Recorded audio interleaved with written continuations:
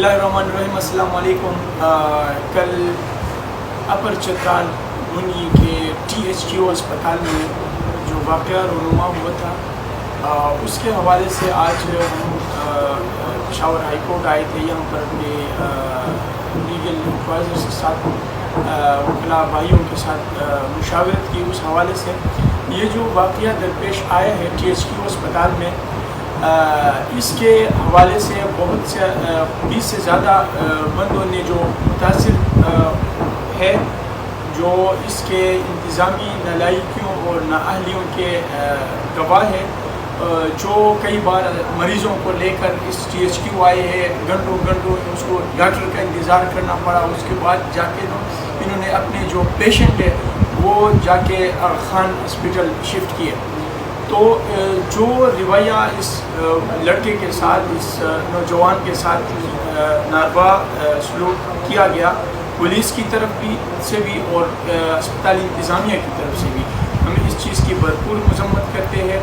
और इस के हवाले से पीर के दिन हम DG हेल्थ जो है उसके सेक्रेटरीट के बाहर प्रोटेस्ट भी करेंगे।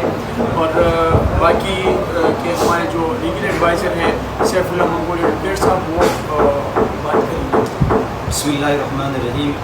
भूनी के मकामी अस्पताल में जो वाक़या पेश आया है वो इंतहाई काबिल मज़म्मत है, इस लिहाज से कि एक अवामी शख्स जो डॉक्टर के अदम दस्तयाबी पर उन कमरों का वीडियो बनाकर वो सोशल मीडिया पे दे देता है, तो फिर जिस पर मकामी SHO साहब जो हैं वो उन पर FIR करते हैं। ठीक है, SHO साहब उन्होंने अपनी ज़िम्मेदारी निभाई चूँकि उसको दरख्वास्त आया था, लेकिन अफसोस इस बात की है कि यही लड़का SHO साहब के पास जाता है, वो दरख्वास्त देता है कि इन पर काउंटर FIR कर दो, इन पर क्रॉस FIR कर दो कि ये अपने ड्यूटी में गफलत बरत रहे हैं, लेकिन उनकी दरख्वास्त जो है वो रिजेक्ट की जाती है।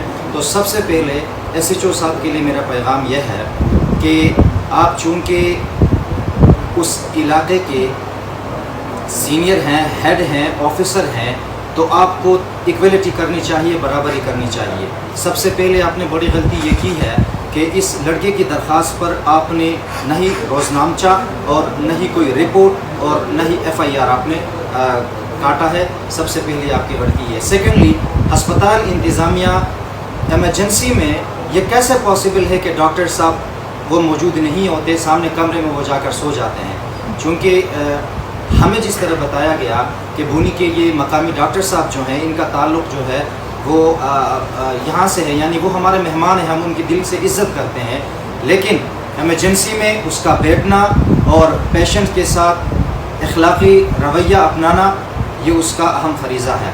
तो अब जो है अपनी टीम के साथ मुशावरत के बाद हमने ये फ़ैसला किया है, SHO साहब अगर within 2 days in doctor DHO के ख़िलाफ़, डॉक्टर्स के ख़िलाफ़ और जितने भी उसके साथ स्टाफ है इनके ख़िलाफ़ अगर नेगलिजेंस का FIR नहीं काटता, तो फिर हम TTHC के मेंबरान अपनी मुद्दत में पाकिस्तान मेडिकल काउंसिल को एक कंप्लेंट जमा करेंगे, जिस पर जो है डॉक्टर साहब को शोकाज नोटिस भी इशू होगा, उससे जवाब मांगा जाएगा।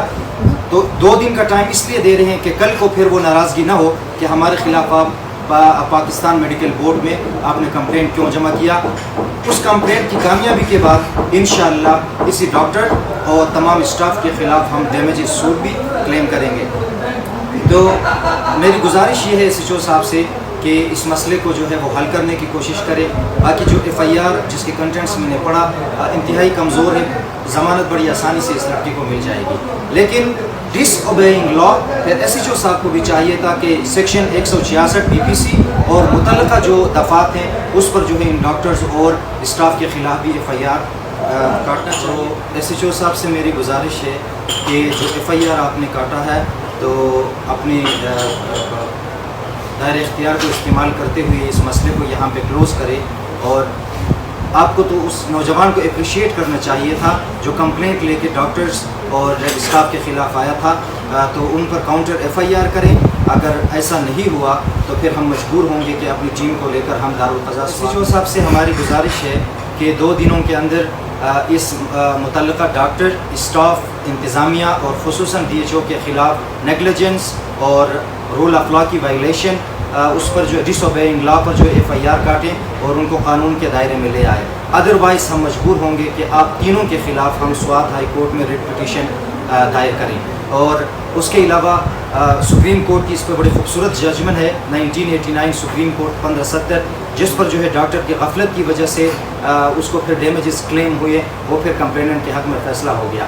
تو اس لیے میں سب سے گزارش کرتا ہوں, خصوصاً SHO صاحب سے گزارش کرتا ہوں کہ چترال کے اندر ان 4-5 مہینوں میں نوجوانوں کی حوصلہ شکنی ہو رہی ہے, مختلف غیر ضروری باتوں پہ جو ہے ان پر FIR کیا جا رہا ہے. تو یہ سلسلہ چترال میں بند ہونی چاہیے. وی آر پیسفل, تو ہمیں پیسفل رہنے دیا جائے. نوجوانوں کو احساس محرومی کی طرف, احساس کمتری کی طرف دھکیل دیا جا رہا ہے. یہ چیز ہمیں قطعاً قبول نہیں ہوگا. ہم نوجوانوں کے آئینی اور قانونی حقوق کے لیے, ان کی عزت نفس کو ہم برقرار رکھنے کے لیے ہم ہر فورم پر جائیں گے, ہم سڑکوں پر نکلیں گے, ہم ہر دروازہ پر جائیں گے. اور یہ جو روایات چلی آ رہی ہے, باتوں پہ, چھوٹی چھوٹی باتوں میں نوجوانوں کے اوپر FIR کاٹ کر ان کی جو ہے مستقبل کو داؤ پر لگایا جاتا ہے, یہ نہیں ہونا.